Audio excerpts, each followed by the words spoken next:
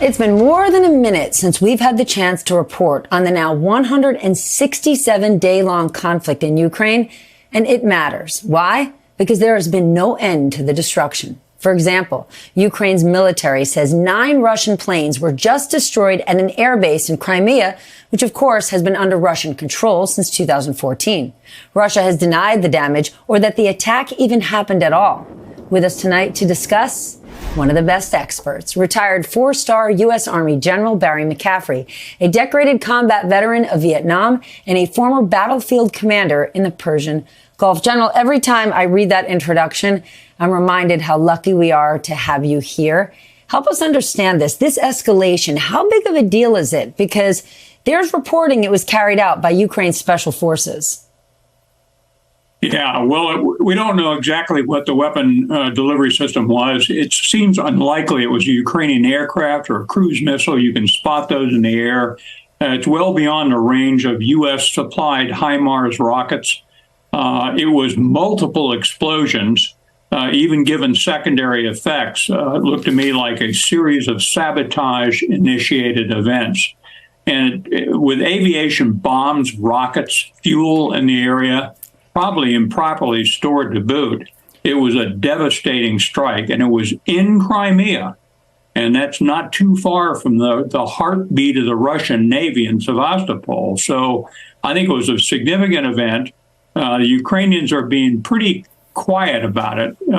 They're leaking information, but they're not doing a victory dance because they understand the political sensitivity of all this. I want to turn to the fighting around Ukraine's nuclear facilities. What's the latest and how dangerous is that situation? Well, it's a level of irresponsibility on the part of the Russians that, to be honest, surprises me. I mean, they understand the power of nuclear radiation and the lingering effects of wind blowing fissile material back into Russia would be devastating to them also. So it's completely irresponsible. The level of ignorance of Russian tactical units earlier in the war up north of Kiev on another power plant was simply abysmal. They were digging in heavily contaminated Chernobyl radiation areas. So I don't understand what they're thinking. I think they have bad control of their tactical units. This makes no sense. It would be a strategic disaster. The Europeans would be even more outraged if they put at risk the fairly confined land area in the south of Ukraine. How would you assess where we are in the war right now? Right? In the early months, we were following it day in, day out, hour by hour. Where do things stand now? Well, I think, first of all, no one is quite sure. We don't understand the level of Ukrainian casualties and the internal struggles they're going through. Their operational security has been good. That's the right thing for them to do. They're not trying to give vulnerabilities to the Russian forces. Having said that, the U.S. finally came out and said the Russians have suffered 80,000 killed and wounded and have lost a massive amount of their equipment. By some counts, more than a third of the modernized weapons they went into Ukraine with.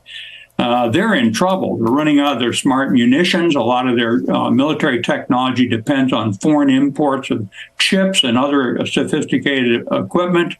They legally, in theory, can't send conscripts into the fight in the Ukraine, special military operation. He has to declare general mobilization, which Putin is fearful to do, rightfully so.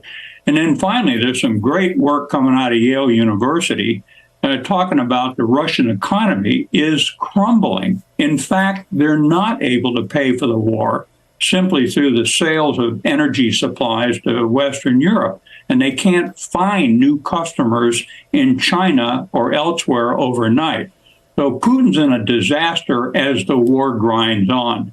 The question is, will NATO stay with the Ukrainians? I think they will. We're right on the verge of having both Sweden and Finland become the 31st and 32nd nations who are part of NATO.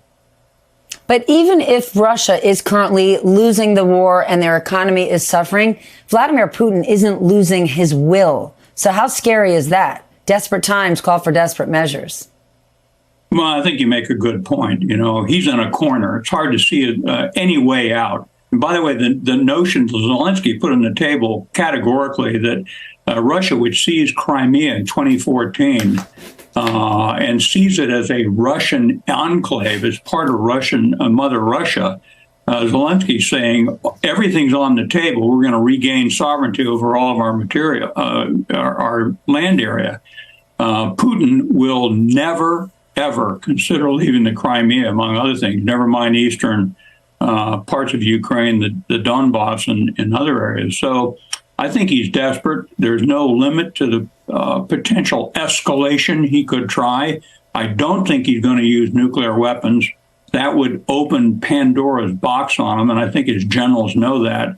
But he's definitely not going to give up. The question is, will the Russian military start to crumble? And we would hope to see that in the coming months, perhaps by the end of the year. Or will Russia give up on Putin? General, thank you for joining us tonight, General Barry McCaffery.